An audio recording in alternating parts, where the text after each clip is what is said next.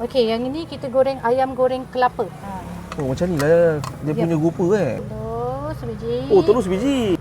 Okey. Okey, kangkung. Sambal pekat-pekat ke Yep. Ni sambal dia macam orang lama Kita ke try dulu.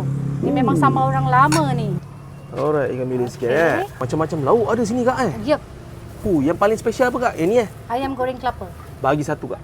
Okey. Tak kisah mana-mana part. Yang penting panas-panas kak Ya, panas. Alright. Jap. Nah. Oh, ini dia punya ni krap-krap dia. Okey. Kalau nasi dengan ayam ni berapa ringgit? 8. RM8. Saya nak ni lah satu kak. Favourite saya ni. Paru. Okey. Okey. Paru sambal sikit. Okey. Kalau tambah paru sambal ni berapa ringgit? Paru sambal RM4.5. So jadi RM12.5. Betul. Baik. Alright kak. Nak cek kedai kat mana kak? Okey, kita dekat Jalan 101 Taman 1 Kubung, depan Signboard Presiden Samarinda. Kalau Waze mesti sampai kak Sampai. Buka setiap hari Selasa sampai Ahad, 6 petang sampai 11 malam. Kalau Jumaat Sabtu Ahad, kita buka sampai 12 malam.